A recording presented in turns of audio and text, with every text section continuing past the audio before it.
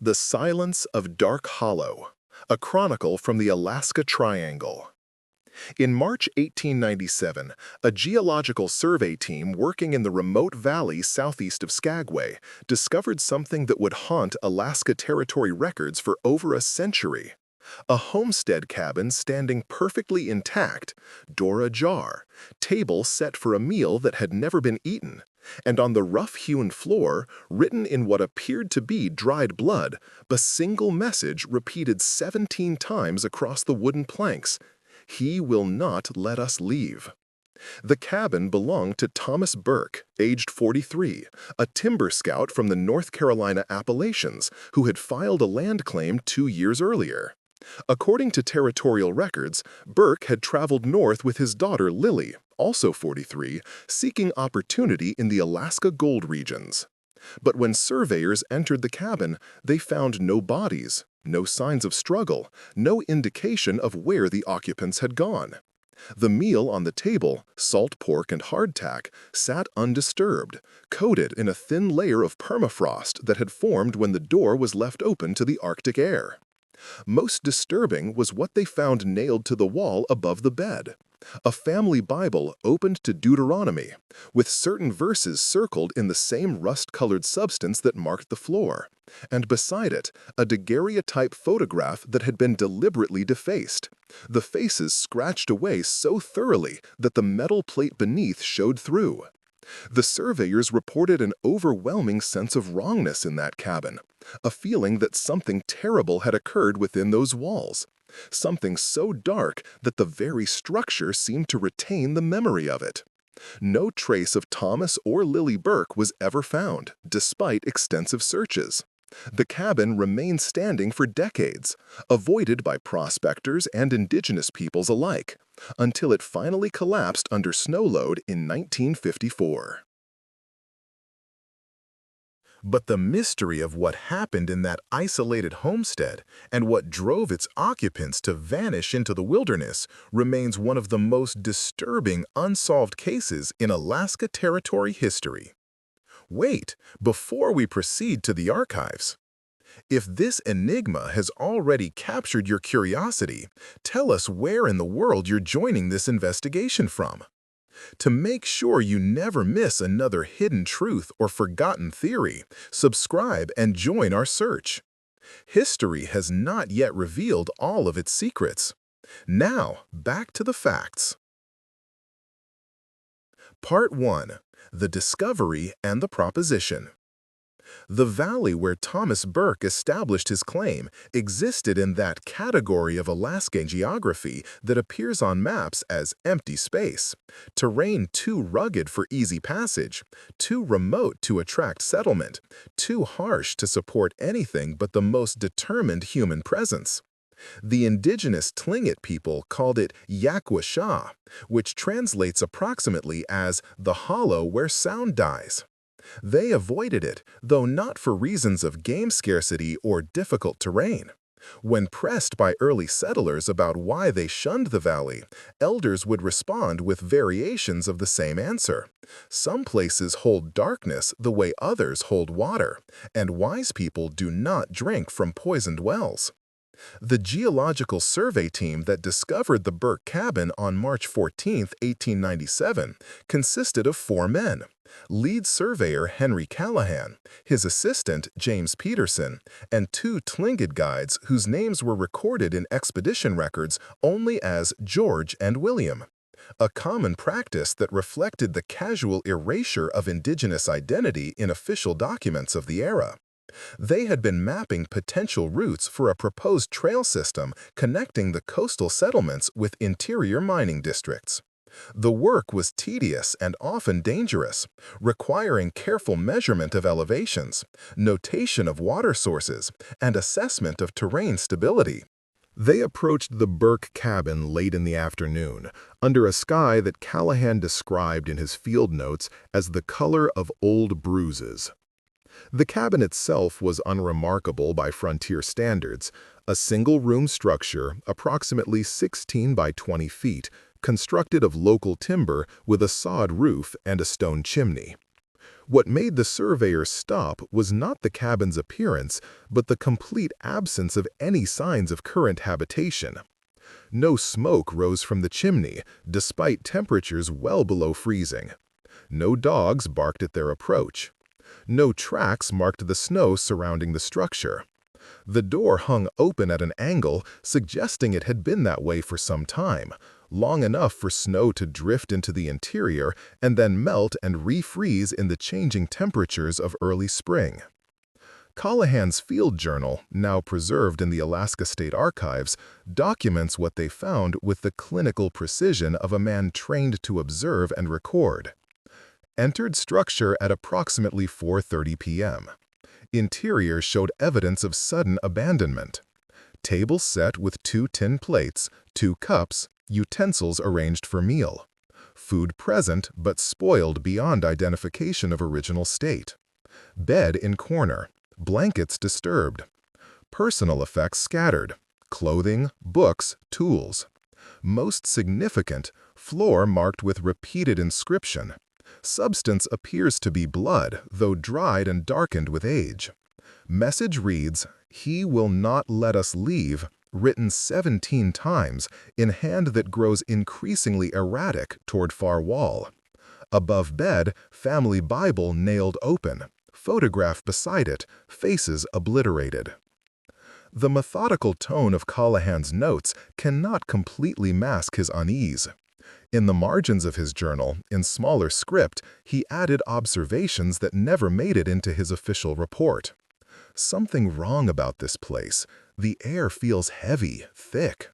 Peterson won't stay inside, says it makes his head ache. The guides refuse to enter at all, waiting outside despite the cold. I feel watched, though the cabin is clearly empty. When I speak, my voice sounds flat, absorbed by the walls. I have surveyed abandoned homesteads before. This is different. This feels malevolent. The 2 Tlingit guides indeed refused to enter the structure. George, the elder of the 2, explained through the mixture of Tlingit, Chinook jargon, and English that served as common language in the territory. That house is full of bad death. Not the clean death of cold or hunger, the twisted death, the death that comes from inside. The darkness in that place is not from absence of light, it is presence of something else. When Callahan asked what that something else might be, George shook his head. We have no good words for it. In the old stories, there are men who carry darkness inside them like sickness. When such men come to places where the world is thin, the darkness grows stronger. It leaks out. It stains everything. Callahan and Peterson spent approximately 2 hours documenting the cabin's contents. They sketched the layout, copied the repeated message from the floor, carefully removed the Bible and photograph, and inventoried the personal effects. The picture that emerged was of 2 people, Thomas Burke and his daughter Lily, who had arrived in Alaska Territory in late 1894 or early 1895, filed a land claim, built this cabin, and then vanished sometime during the winter of 1896-1897.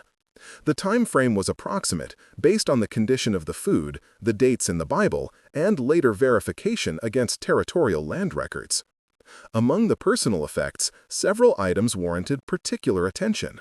The Bible, a King James edition published in Philadelphia in 1881, inscribed on the inside cover, "To Thomas Burke, from the congregation of Dark Hollow Baptist Church, in recognition of your service as deacon, May 1879. The book had been heavily used, its pages marked with handwritten notes, certain passages underlined so forcefully that the pen had torn the paper. The verses circled in blood on the wall-mounted page came from Deuteronomy 28, the curses promised to those who disobeyed God's commandments. The circled passages dealt specifically with themes of captivity, madness, and divine punishment. The photograph, a daguerreotype from the 1880s showing 2 figures posed formally. Though the faces had been scratched away, the image retained enough detail to show a man in dark clothing standing beside a woman in a high-collared dress. The destruction of the faces appeared deliberate and methodical, accomplished with something sharp enough to gouge the metal surface. On the back of the case, in faded ink, Thomas and Lily Burke, Dark Hollow, North Carolina, 1883. Letters. A small bundle of correspondence, water-damaged but partially legible, addressed to Thomas Burke from various individuals in Henderson County, North Carolina. The letters dated from 1891 to 1893 and dealt primarily with church business and family matters. One letter, better preserved than the others, contained a passage that would later become significant. Brother Thomas, we received your letter explaining your decision to depart for the Alaska Territories. While we respect a man's right to seek opportunity, many in the congregation remain troubled by the circumstances of Sister Lily's condition and your continued insistence on arrangements that proper Christian society cannot countenance. We pray that distance and new surroundings will bring you both to a more fitting understanding of your respective positions before God. A journal. Thomas Burke had kept a diary during his first year in Alaska.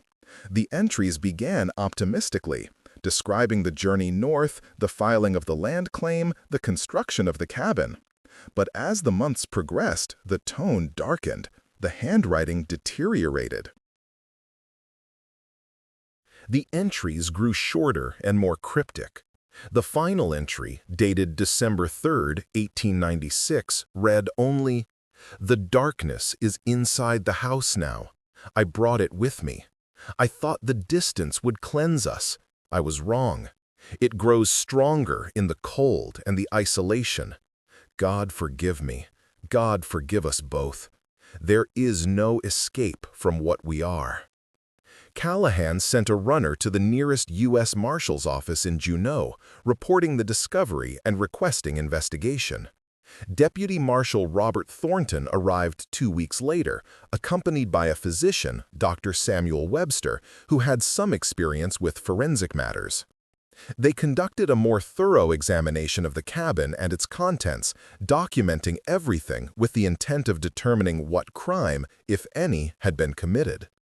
Dr. Webster's analysis of the substance used to write the messages on the floor confirmed it as human blood, though he could not determine whose blood or how recently it had been spilled. The quantity involved suggested multiple contributions, more blood than one would lose from a minor injury, but less than would result from a fatal wound.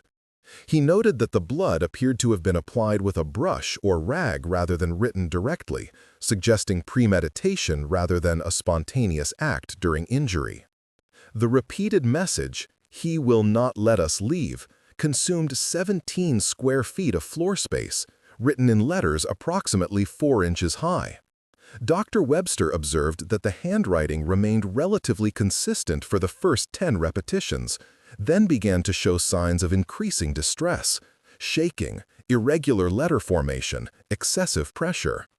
The final 3 repetitions, written along the far wall near the door, were barely legible, the letters smeared and broken, as if the writer had been working in near-complete darkness or in a state of extreme agitation. Marshal Thornton organized a search of the surrounding area, hoping to find some trace of the missing occupants. A party of 8 men spent 5 days combing the valley and adjacent ridges, following every game trail, checking every ravine, examining every stand of trees that might conceal a body or a camp. They found nothing, no remains, no abandoned gear, no tracks leading away from the cabin. It was as if Thomas and Lily Burke had simply ceased to exist. The Tlingit guides, when asked if their people had any knowledge of the Burkes or their fate, responded carefully. They had seen the man and woman occasionally during the first year of their residence. Burke had come to a native village downstream to trade for salmon and seal oil. He had been taciturn, they said, spoke little, kept to himself. The woman they had never seen directly, only glimpsed at a distance. She seemed unwell, they thought, or perhaps frightened. Burke had been insistent that no one visit their cabin, that they valued their privacy and should be left undisturbed. The villagers had been happy to comply. The cabin was in Yakwa Shah, after all. No one went there willingly. Marshal Thornton's investigation concluded after 2 weeks with a report that amounted to an acknowledgement of failure. Thomas Burke, aged 43, and his daughter Lily Burke, aged 43, are missing and presumed deceased, though no bodies have been recovered. Evidence suggests they occupied the cabin at least through early December 1896 and vanished sometime between then and March 1897. Circumstances of disappearance unknown. No evidence of foul play by outside parties, though the condition of the cabin and the nature of the inscriptions suggest extreme mental distress prior to disappearance. Case remains open pending discovery of remains or new evidence. But Thornton's private notes, discovered years later among his personal papers, told a different story. I have investigated murders, suicides, accidents, and disappearances throughout the territory. I have seen what cold and isolation can do to the human mind. But I have never encountered anything like the Burke cabin. The place radiates wrongness. I am not a superstitious man, but I felt physically ill the entire time I was inside that structure. Whatever happened there, it was not a simple case of people succumbing to winter hardship. Something dark lived in that cabin. Perhaps it still does. I recommend the structure be burned and the land claim permanently marked as unsuitable for habitation. The recommendation was never implemented. The cabin remains standing, a landmark that appeared on some territorial maps and not on others, avoided by most but occasionally visited by the curious or the foolhardy. Each visitor reported the same phenomenon, an overwhelming sense of oppression, of being watched, of atmosphere so thick with dread that breathing became difficult. Several people claimed to hear voices inside the cabin, whispered conversations in the walls, footsteps on the floor, the sound of weeping from the corner where the bed had stood. One prospector who sheltered there during a storm in 1904 fled after a single night, claiming he had seen a figure standing by the table, writing something on the floor, though no new marks appeared when the cabin was later examined. The mystery of Thomas and Lily Burke settled into the catalog of unsolved Alaska disappearances, remarkable primarily for its disturbing details rather than its rarity. People vanished in the territory with distressing frequency. What made the Burke case noteworthy was not the disappearance itself, but the evidence left behind. The blood-written warnings, the defaced photograph, the Bible open to curses, the journal entries suggesting guilt and dread, and some unnamed darkness that the writer had brought with him from North Carolina. The central question remained, stark and troubling. What drove Thomas and Lily Burke into the Alaska wilderness? What darkness did Thomas Burke reference in his final diary entry? What did he mean when he wrote that he had brought it with him, that distance would not cleanse them? And most unsettling of all, who or what was the he that would not let them leave? Part 2. The Archives of Dark Hollow. To understand what happened in the Alaska wilderness, investigators would eventually need to trace the Burke family history backward through the fragmentary records of post-Civil War North Carolina. This reconstruction proved difficult. Henderson County records from the late 19th century were incomplete, many having been lost to fire, flood, or simple neglect. What remained painted a picture by absence as much as presence. A family that appeared in some records and was conspicuously absent from others, mentioned in church documents but largely invisible in civil records, spoken of in later oral histories with a reluctance that suggested deep discomfort. Thomas Burke first appeared in Henderson County records in 1879 when he was listed as a deacon of the Dark Hollow Baptist Church, a small congregation serving families in the remote hollows west of Hendersonville. He was described as a widower, his wife having died during childbirth in 1876. He worked variously as a timber cruiser, surveying mountain land for lumber companies, and as a subsistence farmer on a small plot in a valley that locals called, with characteristic Appalachian understatement, Dark Hollow. a name that predated Burke's residence and referred to the valley's orientation, which kept it in shadow for much of the day. Census records from 1880 listed Thomas Burke, age 26, occupation timber scout, living with his daughter Lily Burke, aged 4. This census represented the first significant puzzle in the Burke family history. The ages given, Burke at 26 and his daughter at 4, established Lily's birth year as approximately 1876, consistent with Thomas's status as a widower whose wife died in childbirth. But later census records created confusion. In 1890, Thomas was listed as 36 and Lily as 14, ages that matched the 1880 census and suggested birth years of 1854 and 1876, respectively. However, by 1900, 3 years after their disappearance in Alaska, a census update note referenced the former residence of Thomas Burke, believed deceased in Alaska Territory, and mentioned that he would have been 46, placing his birth year at 1854. But it was Lily's age that created the most significant inconsistency. The photograph found in the Alaska cabin was dated 1883, when, according to census records, Lily should have been approximately 7 years old. Yet the figure in the photograph, though the face was destroyed, was clearly an adult woman based on height and build. Church records added to the confusion. A baptism record from 1880 listed Lily Burke, daughter of Thomas Burke, baptized this 4th day of July, aged 4 years, confirming the census data.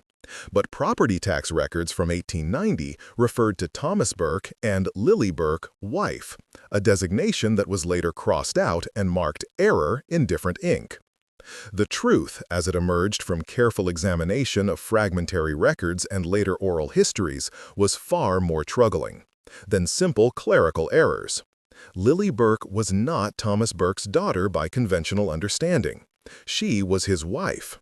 Or, more precisely, she had been forced into that role under circumstances that violated both law and fundamental human decency. The actual facts, pieced together from court records, church documents, and oral histories collected by WPA workers in the 1930s, tell a dark story. Thomas Burke's wife, Lily's mother, died giving birth in 1876 when Lily was born. Thomas Burke, whether from grief or predisposition, began raising his infant daughter in isolation, keeping her away from other children, educating her at home, allowing her minimal contact with the broader community. As Lily entered adolescence, Burke's behavior toward her changed in ways that horrified the few neighbors close enough to observe.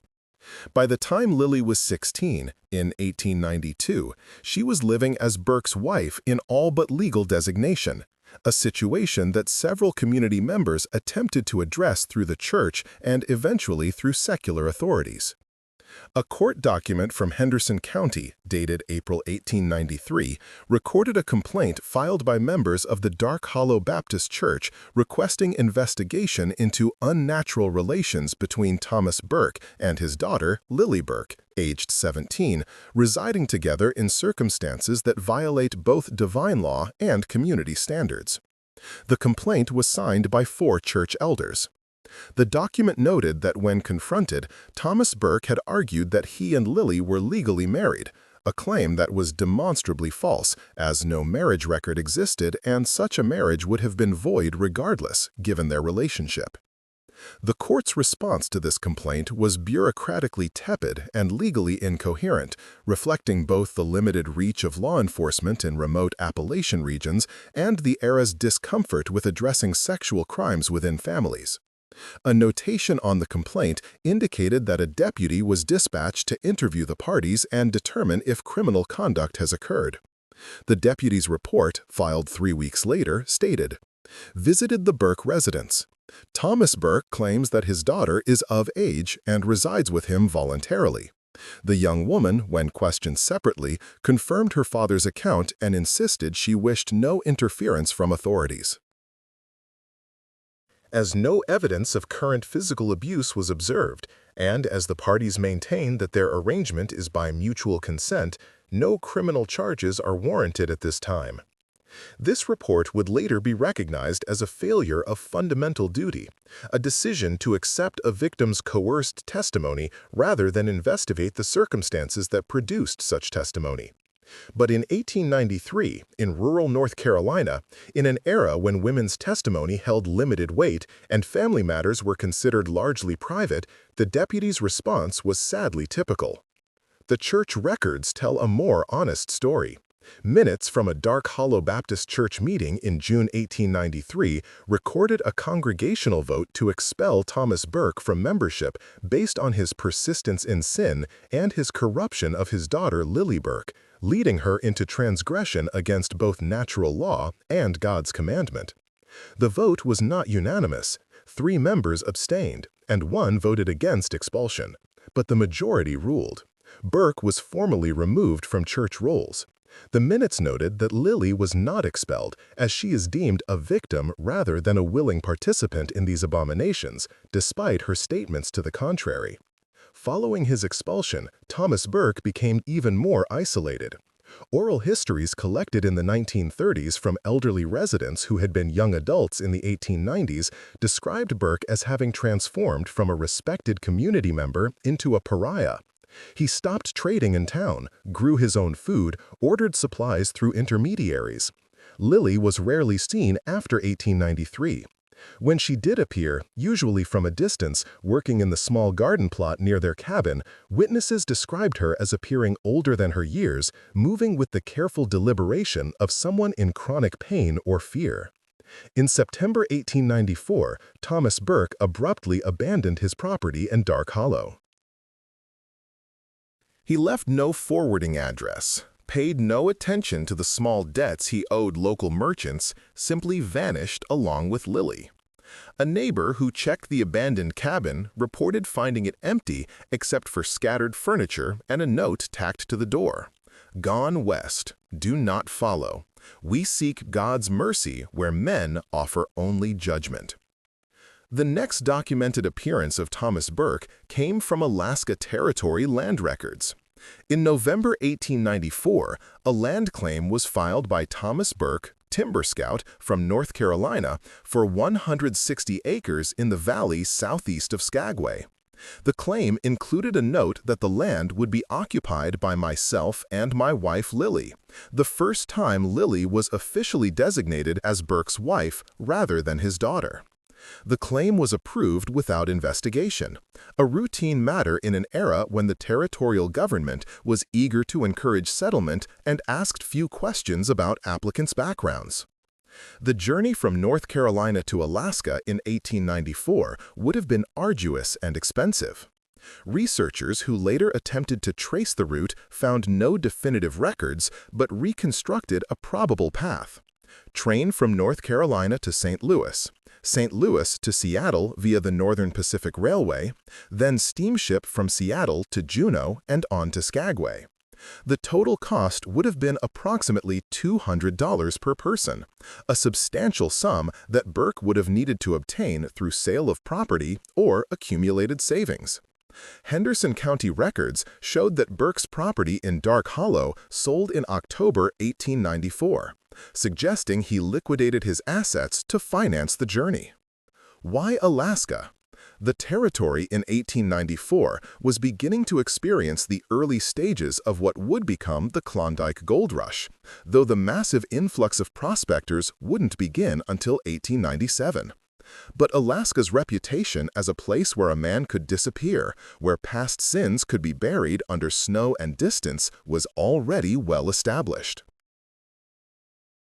For Thomas Burke, fleeing community condemnation and potential legal consequences, Alaska offered the possibility of reinvention, a place where he and Lily could present themselves as husband and wife without questions, without judgment, without interference. But the evidence from the cabin suggested that distance provided no escape from whatever darkness Thomas Burke carried within him. His journal entries, as they progressed through 1895 and 1896, documented a psychological deterioration that appeared to accelerate in the isolation of the Alaska wilderness. Early entries were practical, noting weather, documenting construction progress, recording game hunted and food preserved. But by the summer of 1896, the entries had begun to change. July 7, 1896. Lily is unwell again.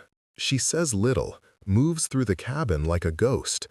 I tell her that here, in this clean wilderness, we can be what we were meant to be, a family without shame, without accusation. But she looks at me with eyes that hold no forgiveness, only endurance. Perhaps that is all I deserve. August 15, 1896. Dreamed last night of the church elders standing in judgment. Their faces were not angry, but pitying, which is somehow worse. I wake feeling watched, though we are alone for 100 miles. The valley is beautiful and terrible. It swallows sound. When I chop wood, the axe strikes make no echo. When I call to Lily, my voice dies before it reaches her. This place is like living inside a held breath. October 3, 1896. I thought distance would transform us. I was wrong. I brought the darkness with me. It's here in the cabin, in the space between us, in the silence that fills our days. Lily will not speak to me except when necessary. She tends the fire, prepares food, maintains the cabin, but it is all mechanical, empty of everything that makes actions human. I have broken something in her that cannot be repaired. I know this. I knew it before we left Carolina. And still, I brought her here, chained to me by bonds I have no right to claim. November 20, 1896. Winter has arrived with unusual severity. The cold is absolute. We burn through wood faster than I anticipated. Lily suggested we should have built the cabin closer to the tree line, but I wanted isolation, wanted no chance that we might be observed, might be questioned. Now that isolation feels like imprisonment. We are trapped together in this small space with nothing but our history and the long darkness. She watches me when she thinks I am not aware. I see calculation in those watches. She is measuring something, distance, opportunity, risk. I cannot blame her. But where would she go? What would she do? We are each other's prison now. December 3, 1896. The darkness is inside the house now. I brought it with me. I thought the distance would cleanse us.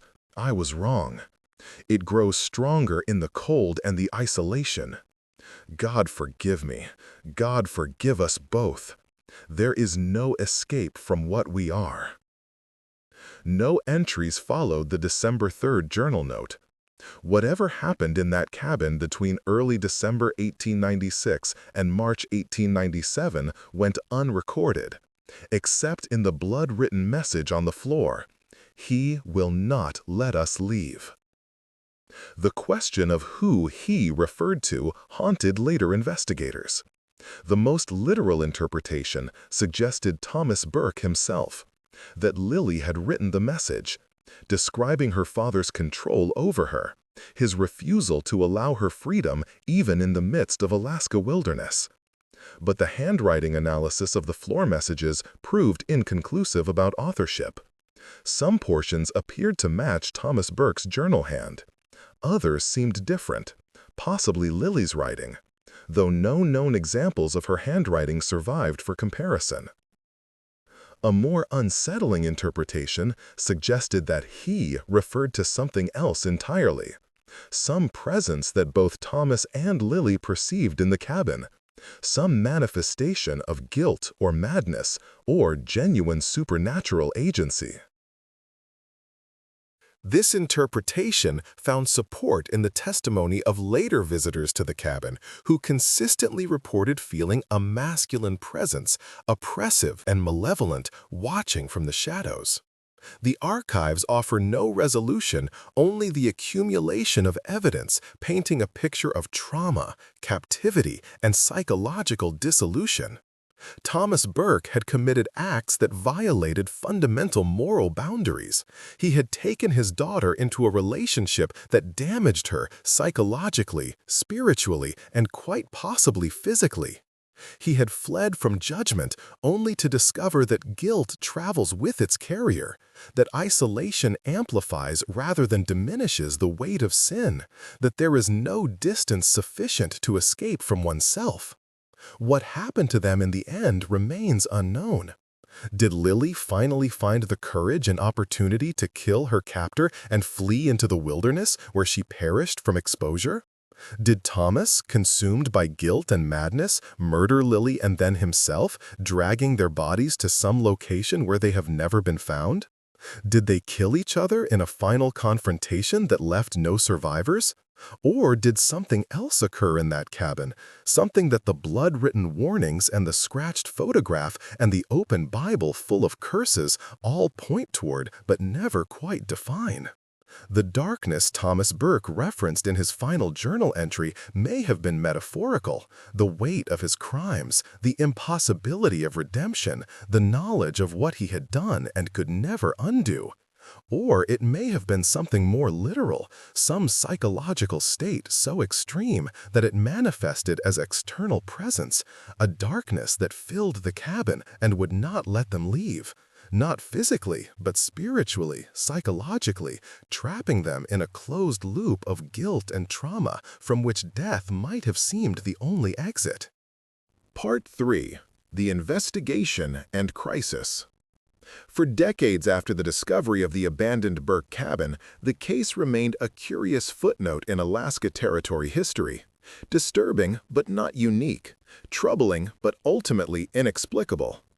Then, in 1955, when the cabin finally collapsed under accumulated snow load, something happened that brought renewed attention to the mystery. A hunting party passing through the valley several days after the collapse noticed something unusual about the debris pattern. The cabin had not simply fallen inward as would be expected from structural failure under weight. Instead, the logs had been thrown outward in all directions, as if from an internal explosion. Moreover, witnesses reported that the collapse had been accompanied by a sound, not the crack and crash of failing timbers, but something described variously as a scream, a release, or the sound of air rushing to fill a vacuum. When investigators examined the site, they found the cabin's stone foundation intact but marked with peculiar scoring, scratches and gouges in the rock that appeared to form patterns. Dr. Ellen Carr, a geologist from the University of Alaska brought in to assess the site, noted that the scoring showed characteristics inconsistent with normal weathering or animal activity. These marks were made by something moving with considerable force across the stone surface, she reported. The pattern suggests repetitive motion, pacing perhaps, or the dragging of something heavy. But the marks extend across the entire foundation, including areas that would have been covered by the cabin floor during the Burke occupancy. It's as if something was moving beneath the floor, or as if the floor itself was not solid during the period when these marks were made. Dr. Carr's findings prompted a more extensive archaeological investigation of the site in 1955. The expedition, led by Dr. Raymond Moss of Stanford University, spent 3 months conducting systematic excavation of the cabin foundation and surrounding area. Their discoveries transformed understanding of the Burke case from a simple, if disturbing, disappearance into something far more complex and unsettling. The excavation revealed multiple layers of occupation at the site, evidence that contradicted the official record, showing Thomas Burke as the first and only settler to claim this land. Beneath the remains of Burke's cabin, archaeologists found remnants of an earlier structure, post holes indicating a dwelling of similar size, charcoal from what appeared to be a deliberate burning, and artifacts dating to approximately 1870, nearly 25 years before Burke's arrival. Most significantly, the excavation uncovered human remains. The bones were found beneath where the cabin floor would have been, buried in a shallow pit approximately 4 feet deep. Forensic analysis revealed 2 individuals, an adult male approximately 40 to 45 years old at death, and an adult female approximately 35 to 40 years old. Both skeletons showed evidence of violent trauma, fractured skulls, broken ribs, defensive wounds on the forearms. The injuries suggested a sustained assault with a blunt instrument. Carbon dating placed the deaths somewhere between 1865 and 1875, decades before Burke's occupation of the site. The identity of these individuals could not be determined. No personal effects were found with the remains, and dental records from that era were virtually non-existent for Alaska Territory residents. But their presence raised a disturbing question. Had Thomas Burke somehow known about these deaths when he selected this particular site for his homestead? Or was it mere coincidence that he built his cabin directly above an unmarked grave containing victims of murder? The Tlingit community, when consulted about the findings, was not surprised. "We told the first surveyors that this was a place where bad death lived," explained an elder serving as cultural consultant to the archaeological team. "Not one bad death, many bad deaths. The valley collects them like a pool collects water. Death flows downhill, and this place is at the bottom. Your people don't listen when we tell you that some places are wrong in their bones. You build anyway, and then you wonder why darkness finds you." The excavation produced other troubling finds. Scattered around the foundation, archaeologists discovered personal items that appeared to date from the Burke occupation. A woman's hairbrush with strands of human hair still caught in the bristles, several buttons from clothing, a small tin mirror, and most disturbingly, a collection of bones from small animals, rabbits, birds, squirrels, that showed evidence of having been deliberately broken and arranged in patterns. Dr. Moss noted in his report, "The animal remains display injuries inconsistent with hunting or predation. The bones were broken post-mortem and arranged with evident intention. The patterns formed, concentric circles, radiating lines, suggest ritualistic behavior, or possibly the development of obsessive-compulsive symptoms in isolation. Without more context, we cannot determine the purpose of these arrangements or who created them." DNA analysis of the hair found in the brush, a relatively new forensic technique in the 1950s, revealed it belonged to a female individual. In 2003, researchers re-examined this hair using more sophisticated genetic analysis, and were able to establish that the individual had likely experienced chronic nutritional deficiency and high levels of stress hormones, biological markers consistent with prolonged trauma or captivity. The most haunting discovery came from analysis of the cabin's wood itself. When the collapsed logs were examined, researchers found extensive carving on the interior surfaces, marks that would have been hidden when the cabin was standing, visible only to occupants inside the structure. The carvings included calendar marks indicating the passage of approximately 480 days, with certain dates marked more heavily or crossed out. Repeated phrases carved in small letters: "Forgive me," "I am sorry," "God help us," "No escape." A series of crude drawings showing two figures, one larger and one smaller, in various positions, most depicting the larger figure looming over the smaller. Passages copied from Scripture, primarily from the Psalms and from Job's Lamentations. The handwriting appeared consistent with Thomas Burke's journal hand, suggesting he had spent considerable time carving these messages into the hidden surfaces of his own cabin, an activity that would have required hours of work and suggested a compulsion to confess, to record, to somehow externalize his internal torment. But other carvings showed a different hand, smaller letters, lighter pressure, messages that seemed to represent a different voice. "He watches always, cannot sleep when he watches. I am not his wife, I am not his wife, I am not. Mama, I am sorry. Let me die, let me die, let me." These carvings, attributed to Lily Burke based on their content and distinct style, provided the only direct evidence of her psychological state during the Alaska captivity. They revealed a young woman trapped in a situation she experienced as a living death, unable to escape physically and gradually fragmenting mentally. Dr. Patricia Chen, a psychologist specializing in trauma, reviewed the evidence from the cabin excavation in 1985 as part of a broader study on isolation and captivity. Her analysis provided clinical framework for understanding the Burke situation. What we see in this case is a pattern consistent with prolonged captivity and repeated abuse. The victim, Lily Burke, was held in both physical and psychological captivity by her abuser, Thomas Burke. The isolation of the location compounded the trauma, eliminating any possibility of rescue or intervention.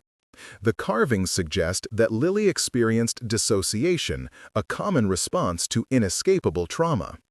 Her repeated insistence that "I am not his wife" indicates she retained awareness that her situation was fundamentally wrong, even as she was forced to participate in it.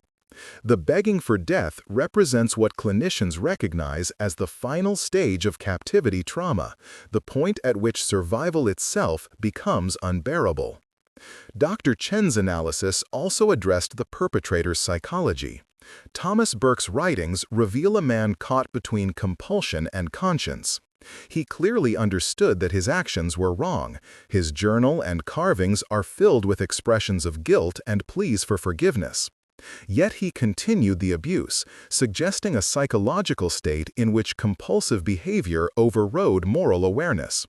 His references to darkness may be understood as his attempt to externalize his own pathology, to frame his actions as driven by external force rather than internal choice. This externalization, common among abusers, allows the perpetrator to avoid full confrontation with his own agency and responsibility. The question of what ultimately happened to Thomas and Lily Burke remained unanswered even after the extensive archaeological investigation. Three primary theories emerged. Theory 1: murder-suicide. Thomas Burke, increasingly consumed by guilt and madness, killed Lily and then himself. He disposed of both bodies in a location that has never been discovered, possibly weighted and dropped through ice in a nearby lake, or buried in a remote location he had prepared in advance. This theory explained the blood evidence and the cabin's abandonment, but struggled to account for the quantity of blood being inconsistent with a violent double death. Theory 2: Lily's escape and death. Lily, seizing an opportunity when Thomas was away from the cabin or incapacitated, fled into the wilderness and died from exposure. Thomas, either from guilt or from genuine loss, followed her into the wilderness and likewise perished. This theory had romantic appeal, but was difficult to reconcile with the evidence of long-term planning suggested by the deliberate arrangement of objects in the cabin. Theory 3: external intervention. Someone else arrived at the cabin, another settler, a native hunting party, even a passing prospector, and either killed one or both Burkes or helped Lily escape. This theory could not explain why no such intervention was ever reported, or why whoever removed the Burkes would leave the cabin intact with all its disturbing evidence. None of these theories fully satisfied the evidence. Each explained some elements while failing to account for others. And none addressed the persistent reports from subsequent visitors to the cabin site of auditory phenomena, visual anomalies, and overwhelming psychological dread, experiences that continued even after the cabin's collapse, as if the location itself retained some imprint of the trauma that had occurred there. In 1989, Dr. Michael Torres, a physicist at MIT who had become interested in reports of paranormal phenomena at trauma sites, visited the former Burke cabin location equipped with electromagnetic field detectors, infrared cameras, and audio recording equipment. Over a 3-day period, he documented several anomalies: unexplained electromagnetic fluctuations, infrared signatures suggesting heat sources where none should exist, and audio recordings containing what appeared to be human voices, though no one visible was speaking. Dr. Torres was careful not to interpret these findings as proof of anything supernatural. What we're detecting are anomalies, deviations from expected baseline measurements, he explained. Whether these anomalies represent genuine paranormal phenomena, equipment malfunction, unknown natural processes, or some combination thereof, I cannot say. But the correlation between reported subjective experiences, feelings of dread, sense of presence, and our objective measurements is suggestive. Something about this location produces effects that both instruments and human neurology respond to. The investigation had reached another impasse. A century of inquiry, from the initial survey team's discovery through archaeological excavation and modern scientific analysis, had assembled a comprehensive understanding of what Thomas and Lily Burke had endured in that cabin. The physical evidence, the historical records, the psychological analysis all painted a clear and disturbing picture of captivity, abuse, and psychological dissolution. But the ultimate fate of the two people who lived through that trauma remained unknown, obscured by time and silence and the vast indifferent wilderness of Alaska. Part 4. Theories and the Weight of Darkness. By the early 21st century, the Burke case had accumulated layers of interpretation that extended far beyond the immediate mystery of two missing people.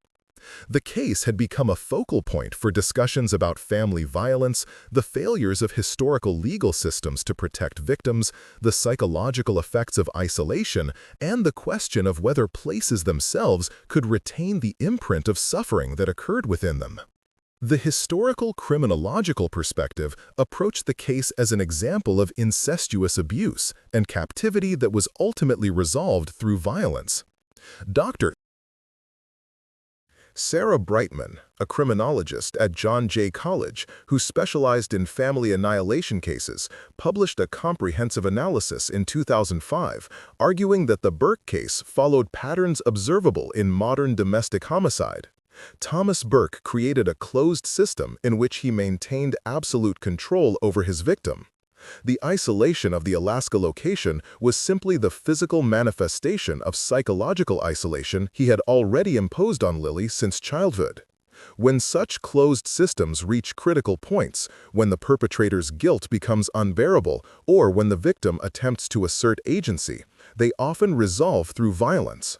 The blood messages, the abandoned cabin, the missing bodies all suggest a violent culmination. Most likely, Thomas killed Lily when he sensed she was planning escape and then killed himself. The bodies have not been found because Alaska is vast and unforgiving, and Burke had both the skills and the time to ensure they would never be recovered. Brightman's analysis provided coherent explanation for the physical evidence, but it was criticized for imposing modern psychological frameworks onto historical events without sufficient attention to contextual differences. Moreover, her theory could not account for reports of phenomena at the cabin site that continued long after any deaths would have occurred, unless one accepted that such reports were entirely psychological in origin, projections of observers' knowledge of the site's history. The psychiatric perspective focused on the mental health implications of the case. Dr. James Okoye, a psychiatrist specializing in trauma and dissociation, proposed in a 2008 paper that both Thomas and Lily Burke may have experienced severe dissociative episodes in the extreme isolation of the Alaska cabin. Dissociation represents the mind's attempt to escape unbearable reality by fracturing consciousness, Okoye wrote. In cases of prolonged abuse, both perpetrator and victim can develop dissociative disorders. Thomas Burke's references to darkness that he brought with him that would not let them leave may represent his dissociative attempt to separate himself from his own actions. The blood messages, written by what appears to be multiple hands, may actually represent alter personalities emerging in one or both individuals. Different aspects of self attempting to communicate, to warn, to cry for help. This theory was intriguing but speculative. While dissociative disorders are well documented in trauma survivors, extending the diagnosis backward to individuals dead for over a century based on written fragments and secondhand accounts required interpretive leaps that many scholars found excessive. The indigenous knowledge framework offered a fundamentally different approach. Rather than attempting to explain the Burke case through Western psychological or criminological models, Tlingit and other indigenous consultants emphasized understanding the location itself as an active participant in events. "You keep asking what happened to the people," explained Kanaks-Adi clan elder Margaret George in a 2010 interview, "but you should be asking what the place did. That valley is hungry. It draws to itself people who carry darkness. And once they're there, it feeds on that darkness. It makes the darkness stronger. The valley didn't cause Thomas Burke to be what he was. He brought that with him. But the valley magnified it, reflected it back to him, made it impossible to ignore or escape. Places like that are mirrors for the worst parts of ourselves. When people ask if the valley is haunted, they're asking the wrong question. The valley isn't haunted by ghosts. It's haunted by truth. The truth about what people can do to each other. The truth that we can never fully escape from ourselves." This perspective reframed the entire investigation. Rather than viewing the location as neutral ground where tragic events happened to occur, the indigenous framework suggested a more complex relationship between place and event, a landscape that possessed its own agency, its own influence on human psychology and behavior. While such concepts remained difficult to integrate with Western scientific methodology, they aligned closely with the persistent subjective experiences of those who visited the site. The sense of oppressive presence, the feeling of being judged or watched, the psychological weight that seemed disproportionate to mere knowledge of historical events. The paranormal investigation community had long been interested in the Burke cabin as a potential site of genuine supernatural activity. Multiple ghost hunting teams visited the location over the years, conducting investigations that ranged from serious scientific inquiry to sensationalized entertainment. The evidence they accumulated, electromagnetic anomalies, electronic voice phenomena, photographic anomalies, and personal experiences, was viewed skeptically by mainstream researchers, but provided a consistent pattern of reported phenomena. Mark Westfield, a paranormal investigator who visited the site multiple times between 2012 and 2018, described his experiences. "I've investigated hundreds of allegedly haunted locations. Most produce nothing, no phenomena, no anomalies, just empty buildings and suggestible people. But the Burke site is different. Every person in our team, skeptics included, reported physical sensations of pressure, difficulty breathing, overwhelming sadness. Our instruments consistently showed EM spikes in specific locations corresponding to where the cabin floor would have been. And the audio recordings consistently captured what sound like whispered conversations, though when you try to isolate the words, they dissolve into static. Something about that place retains energy from what happened there." I'm not claiming it's ghosts in the traditional sense, but there's an information pattern, an energetic residue that manifests in measurable ways. The scientific community largely dismissed such claims, arguing that electromagnetic anomalies had natural explanations, and that audio phenomena resulted from equipment malfunction or misinterpretation of natural sounds. Yet the consistency of reports across multiple independent investigations, using different equipment and methodologies, suggested that something measurable was occurring at the site, even if its interpretation remained contentious. The trauma theory of haunting attempted to bridge paranormal claims and scientific skepticism. This framework, developed by researchers including Dr. Patricia Chen and physicist Dr. Michael Torres, proposed that extreme trauma might create lasting effects in locations through mechanisms not yet understood. "We know that intense emotional experiences are associated with neurochemical cascades," Chen explained. "We know that these experiences can be triggered by environmental cues, scents, sounds, visual patterns. What if extreme trauma creates changes in the environment itself, Subtle alterations in electromagnetic fields, trace chemical residues, even quantum-level information storage in the molecular structure of materials. What if what people experience at trauma sites is not ghosts, but information, patterns that persist in the environment and trigger responses in the human nervous system that are then interpreted as supernatural experiences? This theory remains speculative and controversial, requiring mechanisms that current physics and neuroscience could not fully explain. But it offered a potential framework for understanding why trauma sites consistently produced similar subjective experiences across multiple observers, even when those observers had no prior knowledge of the site's histories. The question at the heart of all these theories was fundamentally the same: what persists? After the people are gone, after the structures collapse, after the physical evidence decays, what remains of trauma and violence? Is it merely memory, preserved in documents and oral histories? Is it psychological, a shared cultural knowledge that shapes how we experience certain locations? Or is it something more material, something that leaves traces in the world that can be measured and documented, even if we do not yet understand the mechanisms by which those traces are created and preserved? By 2015, researchers had accumulated over a century of evidence related to the Burke case. Historical documents, archaeological findings, forensic analysis, psychological profiles, electromagnetic readings, audio recordings, and hundreds of first-hand accounts from people who had visited the site. This evidence painted a picture with increasing precision, answering many questions about the historical Thomas and Lily Burke. But it left the ultimate mystery unresolved. Where did they go? How did they die? And why does that place continue to affect people more than a century after whatever occurred there concluded?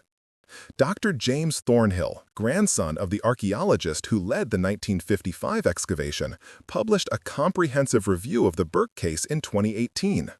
His conclusion reflected the frustration of multiple generations of investigators.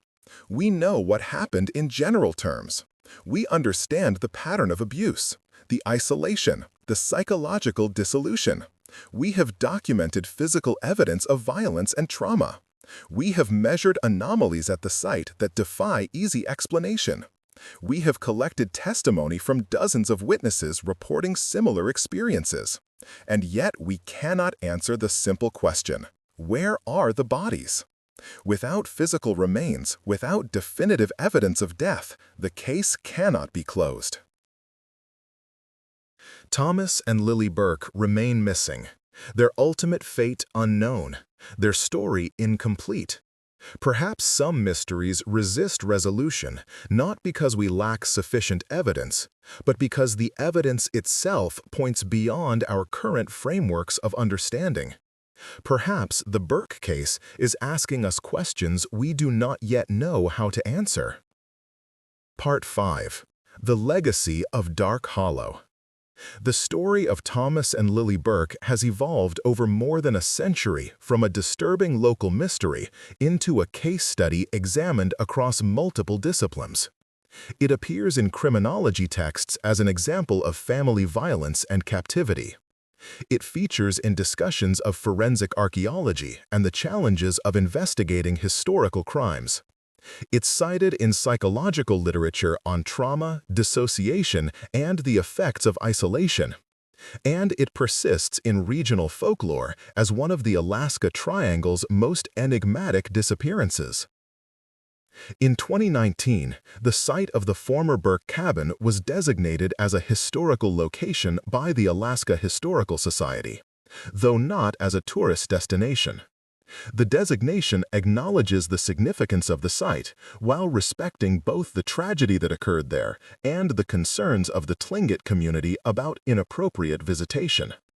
A small marker, accessible only by difficult overland travel, reads, "Site of Burke Homestead, 1894 to 1897. Thomas Burke and his daughter Lily Burke disappeared from this location under circumstances that remain unknown. This site serves as a reminder of historical injustices suffered by victims of family violence and the limitations of legal systems in protecting the vulnerable." The marker's carefully neutral language reflects the difficulty of memorializing a case that involves both victimization and perpetration, where acknowledging the suffering requires confronting the source of that suffering. How do we remember such events? How do we honor victims without creating sensationalized narratives? How do we acknowledge perpetrators without making them sympathetic figures? These questions have particular resonance in the context of family violence. For decades, Lily Burke's story was told primarily through the lens of mystery, the unsolved disappearance, the blood-written warnings, the abandoned cabin. Only gradually did the focus shift to recognizing her not as merely a figure in a mystery, but as a victim of prolonged abuse who died without justice or even acknowledgement. Modern domestic violence advocates have adopted her story as an example of historical failures to protect victims, particularly young women, from family members who exploited relationships of trust and authority to commit abuse. Dr. Rebecca Walsh, director of a national organization addressing family violence, spoke at a 2020 conference about the Burke case. When we read about Lily Burke, we're reading about thousands of victims, past and present, who were and are trapped in abusive situations by people who claim to love them. The isolation Thomas Burke imposed on his daughter, first in North Carolina and then in Alaska, represents the isolation all abusers create around their victims. They cut off external relationships. They control information and resources. They create closed systems where the victim has no allies, no means of escape, no voice that can be heard. Lily Burke died without anyone intervening to save her. That's the failure we must confront, not just historical failure, but ongoing failure, because too many victims today face the same isolation, the same lack of intervention. The location itself continues to generate controversy and fascination. Despite its remoteness, the former cabin site receives occasional visitors. Some researchers conducting legitimate investigations, some curiosity seekers drawn by the mystery, some spiritual practitioners attempting to perform various rituals they believe will provide peace or closure to lingering energies. The Tlingit community has consistently requested that the site be left undisturbed, arguing that continued visitation perpetuates harm and demonstrates disrespect for both the location and the people whose suffering occurred there. In 2022, a group of indigenous activists installed a second marker near the official historical designation. This marker, written in both English and Tlingit, provides different framing. Yak Shah has been a place of darkness since before recorded memory. Our ancestors knew this and respected it by leaving it alone. Then came people who did not listen, who built their houses on ground that should remain empty. The land tried to teach them, but they could not hear. Now, their suffering has become part of the land's darkness. We ask visitors to respect this place by not disturbing it further. Some stories are complete in their incompleteness. Some silences should not be broken. The philosophical question embedded in this marker, whether some mysteries should remain unsolved, some stories left incomplete, challenges the investigative impulse that has driven over a century of inquiry into the Burke case. The Western epistemological tradition tends to assume that knowledge is inherently valuable, that understanding is always preferable to mystery, that questions demand answers. But indigenous perspectives often emphasize that some knowledge is dangerous. Some questions lead to places humans should not go. Some mysteries serve important functions precisely by remaining mysterious. The debate about how to approach the Burke case reflects broader tensions about how we investigate, memorialize, and learn from historical trauma. Should we continue attempting to solve the mystery of the Burke's disappearance using increasingly sophisticated forensic and archaeological methods? Or should we accept that the essential facts, abuse occurred, a victim suffered, both people died or disappeared, are sufficient, and that further investigation serves our curiosity more than any legitimate purpose?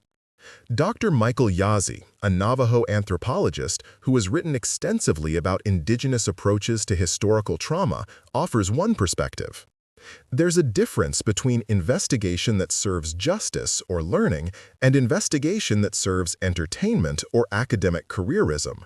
If we're investigating historical crimes to understand systems of oppression, to prevent future harm, to honor victims, that's legitimate work. But if we're investigating to feed public fascination with the macabre, to generate content for documentaries and podcasts, to advance our careers by exploiting other suffering, then we need to question our motivations. The Burke case has been investigated thoroughly. We know what happened in general terms. What we don't know, the specific details of their deaths, the exact location of their remains, may not need to be known. Sometimes, the most respectful response to trauma is to acknowledge it, learn from it, and then step back. The site continues to produce reports of anomalous experiences. A 2023 survey conducted by University of Alaska researchers interviewed 57 people who had visited the former cabin location between 2000 and 2022. 49 reported experiencing at least one unusual phenomenon: feelings of being watched, 88%, sudden temperature changes, 67%, auditory phenomena, 54%, visual anomalies, 31%, or physical sensations, such as difficulty breathing or chest pressure, 76%. These consistent reports across independent observers suggest that something measurable continues to occur at the location, though its interpretation remains contested. The Burke case has also influenced how the Alaska Triangle itself is understood and discussed. The region has long been associated with disappearances, aircraft, hunters, entire populations of villages found abandoned. While most of these disappearances have conventional explanations rooted in harsh geography and severe weather, a subset resist easy explanation. The Burke case serves as a template for understanding these anomalies, not necessarily as supernatural events, but as instances where isolation, trauma, environmental factors, and human psychology intersect in ways that produce outcomes difficult to reconstruct from fragmentary evidence. In 2024, the Alaska Historical Society organized a symposium titled Historical Trauma in Extreme Environments: The Burke Case and Beyond. The symposium brought together historians, psychologists, indigenous knowledge keepers, forensic specialists, and domestic violence advocates to examine what could be learned from over a century of investigation. The final report acknowledged both the progress made in understanding the case and the fundamental questions that remained unanswered. It concluded with a statement that reflects the current consensus among researchers. Thomas Burke committed acts that harmed his daughter Lily profoundly and irrevocably. He created circumstances of captivity and abuse that violated both law and fundamental human dignity. He then removed them both to an isolated location where no intervention could occur and where their suffering intensified in the absence of any moderating social presence. Whatever ultimately happened to them, whether murder-suicide, accident, or some other resolution, it was the culmination of patterns Thomas Burke initiated and maintained. Lily Burke was a victim who died without justice or even acknowledgement. The mystery of their disappearance should not obscure the clarity of their relationship. One person abused power, trust, and family bonds to harm another person who had no means of escape. That is the essential fact of this case. Everything else is detail. The valley called Yakwusha, the hollow where sound dies, remains as it has been for millennia, remote, forbidding, indifferent to human concerns. The stones that once formed the Burke cabin's foundation are scattered now, grown over with vegetation, slowly being reabsorbed into the landscape. The trees that bore witness to human suffering continue their slow growth, adding rings each season, the old carvings weathering toward illegibility. In another century, even the archaeological evidence will have decayed beyond recovery. The physical traces of Thomas and Lily Burke will have vanished completely, leaving only documents and oral histories and the persistent sense among those who visit the place that something dark occurred there, something that has not entirely ended. Perhaps that is the true legacy of the Burke case, not the solution to a mystery, but the reminder that some harms leave marks that outlast physical evidence. The abuse Lily Burke suffered did not end when she disappeared.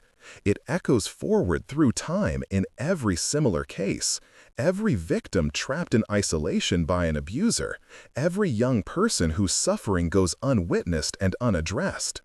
And it echoes backward, too, to all the victims who preceded Lily, whose names we don't know, whose stories were never recorded, who vanished into silence without even the incomplete memorial that Lily's case provides.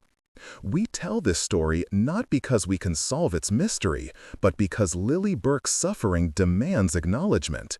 She lived, she endured, she died or disappeared without rescue. Her name deserves to be remembered, spoken, honored. And her case deserves to stand as a marker, a warning about what happens when systems fail to protect the vulnerable, when isolation enables abuse, when families become prisons and homes become sites of terror. The cabin is gone. The people are gone, but the place remains, holding its secrets and its sorrows, teaching those who will listen that some darkness cannot be escaped by distance, that guilt travels with its carrier, that there are harms which poison the ground itself and leave stains that weather and time cannot erase. Yaqua Shah, the hollow where sound dies, keeps its silence. And perhaps that silence is the most eloquent testimony we have to what happened there. A void where voices should be. An absence that speaks more clearly than any explanation could. A reminder that some mysteries are not puzzles waiting to be solved, but wounds that can never fully heal, only be acknowledged, mourned, and remembered.